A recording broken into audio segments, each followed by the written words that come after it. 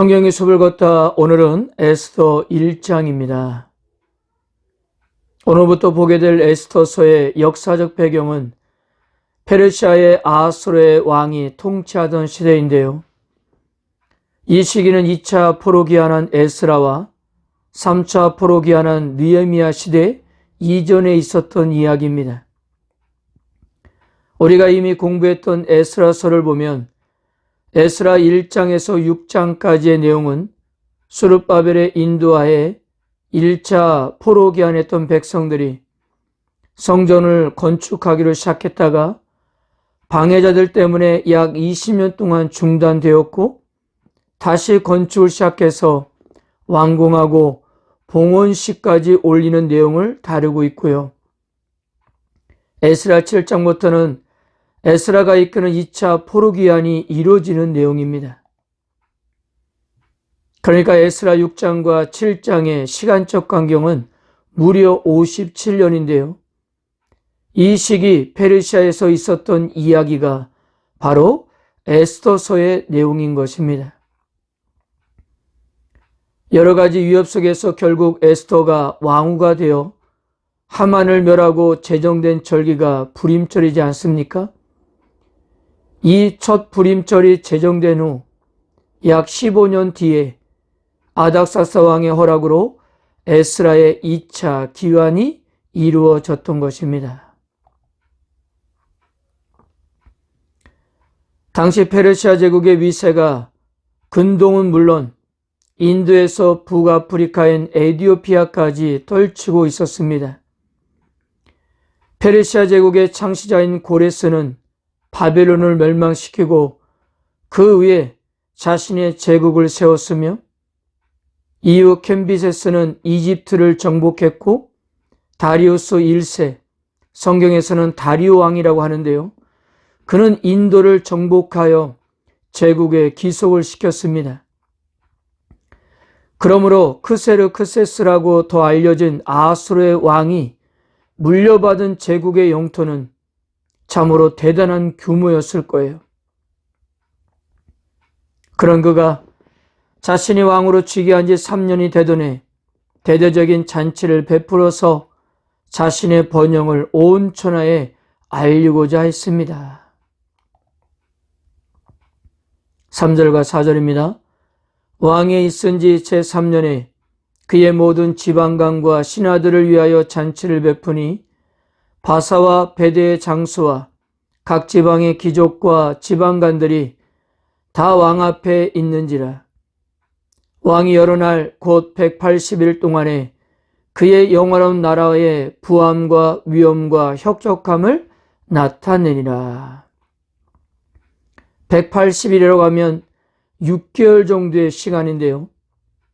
아마도 전국 127도의 지도자들이 빠짐없이 잔치에 참석하기 위한 그런 기간이었던 것으로 보여집니다. 당시 페르시아 제국이 누렸던 부경화가 어느 정도였을까? 페르시아 전쟁사를 쓴 고대 역사가 헤로도투스에 의하면 아하스웨로 왕 시대로부터 100년이 지난 후 알렉산더 대왕이 수산성에 입성했을 때 그는 성 안에서 페르시아 왕들이 쌓아뒀던 금괴와 은괴 4만 달란트, 약 1360톤이고요.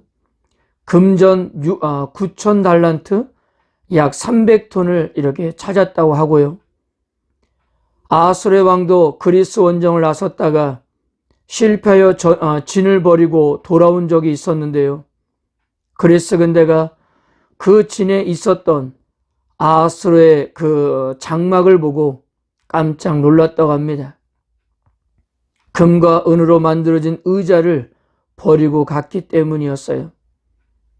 그래서 그리스 사람들은 이렇게 부유한 왕이 왜 가난한 그리스를 정복하려고 했을까에 대해서 의아해했다고 합니다.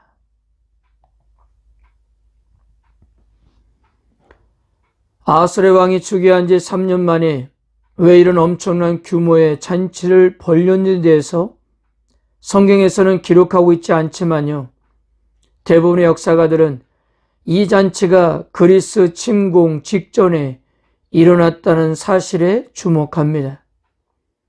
그러니까 그리스 원정을 위한 결손력을 다지기 위함이었던 거예요. 고대 역사가인 헤로도투스도 아수르 왕이 180일 동안 잔치를 베풀며 제국의 부와 위상을 가시한 후 귀족들과 장관들에게 그리스 본토를 치자는 제안을 했다고 합니다. 이처럼 에스더서의 1장은 세속적 힘, 권력, 영광, 부를 부각하는데요. 아수르 왕은 정말 부와 권세가 있었습니다. 그는 모든 것을 자기 뜻대로 움직일 수 있는 사람이었고요. 모든 것이 그의 손에 의해 움직이는 것으로 착각할 만큼 그의 권세는 대단했습니다. 그런 왕의 명령을 그 누가 거스를 수가 있었겠습니까? 그런데 잔치가 절정에 이르렀을 때 그런 일이 발생했는데요. 180일의 잔치가 끝나고 다시 수산성 백성을 초대해서 7일 동안 잔치를 벌이고 마지막 7일에 왕후였던 와스디를 사람들에게 자랑하려고 했습니다. 10절과 11절을 보세요. 제7일에 왕이 중히 일어나 오전 4시 7사람을 명하여 왕후 와스디를 청하여 왕후의 간을 정죄하고 왕 앞으로 나오게 하여 그의 아름다움을 뭇백성과 지방간들에게 보이게 하라 하니 이는 왕후의 용모가 보기에 좋음이라. 성경기자는 숫자 7을 사용하여 잔치의 마지막 날인 7째 날을 7명의 호의를 받고 등장하는 왕후의 모습으로 잔치의 절정을 이루고자 했던 것을 이렇게 설명하고 있는데요.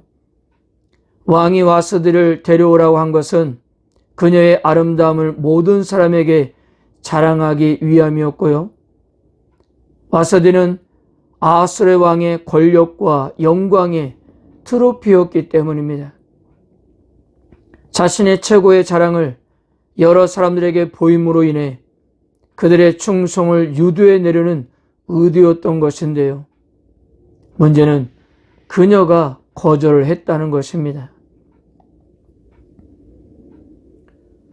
왕후 와스디의 거부로 계획의 차질을 빚어지자 왕은 화가 머리끝까지 치밀었습니다. 에디오피아에서 인도에 이르는 거대한 페르시아 제국의 최고의 권세가 거부를 당했으니 오죽했겠습니까? 그는 자신이 세상의 모든 일을 정하고 조종할 수 있다고 생각했는데요. 그런 그가 한 여인에 의하여 거절을 당했으니 체면이 말이 아니었을 것입니다. 결국 아수르 왕은 현자들과 상의해서 왕후 와스디를 폐해시킬 특별법을 제정하는데요.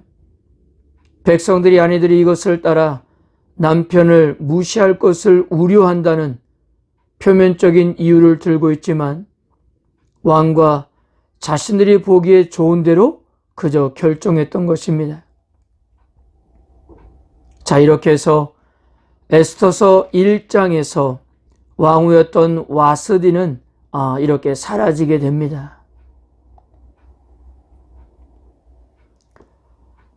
그렇다면 성도 여러분, 에스더서 성경기자는 1장을 통해 우리에게 무엇을 말하려고 하는 것일까 하는 거예요. 에스더서를 시작하면서 왜 이와 같은 일들이 일어난 것일까요? 왜 하필 아수르 왕은 180일 7일을 연속해서 잔치를 베풀었으며 왜 그 자리에 왕후 와스디를 불렀고 왕후는 이 명령을 거절까지 해서 폐위가 된 것일까요? 그런데 생각해보면 만약에 이런 일들이 일어나지 않았다면 에스더는 세상에 등장하지도 못했을 것입니다. 그래서 거꾸로 생각해 보면 아하스의 왕이 성대한 잔치를 베푼 계기는 결국 에스더를 왕후 자리에 앉히는 배경이 되었던 것입니다. 이 모든 것이 우연처럼 일어난 것처럼 보이지만 우리는 에스더서의 이야기가 흘러가는 방향을 볼 수 있어야 합니다. 그러므로 이 사건들은 결코 우연이 아니었다는 거예요. 이것이 에스더서가 말하고 있는 것입니다. 여러분, 그러면 그동안 에스더는 무엇을 하고 있었을까요? 그는 아무것도 하지 않았습니다. 에스더서 1장은 에스더와 상관없이 이야기가 진행되는데요. 그러나 분명한 것은 모든 이야기가 에스더를 향해 나아가고 있다는 사실입니다. 그러므로 이쯤 되면 우리는 사건의 배후에서 이 이야기를 조종하시는 이가 있다는 생각을 하지 않을 수가 없는 겁니다. 바로 그분은 하느님이신 거예요. 표면적인 왕은 아하스의 왕이었지만 진짜 왕은 바로 하나님이셨던 것입니다. 비록 에스더서에서 하나님의 이름이 단 한 번도 등장하지 않지만 이 책은 하나님이 누구신가? 그분이 어떻게 일하시는가를 소개하고 있다는 거예요. 그분은 역사의 흥망성쇠를 주관하시고 당신의 백성을 책임지신다는 사실을 드러내고 있는 것입니다. 성도 여러분, 하나님은 멀리 계신 분이 아니라 우리와 가까운 곳에서 매우 섬세하게 일하시는 분이십니다. 그리고 우리 삶 모든 사건에 매우 구체적으로 관여하십니다.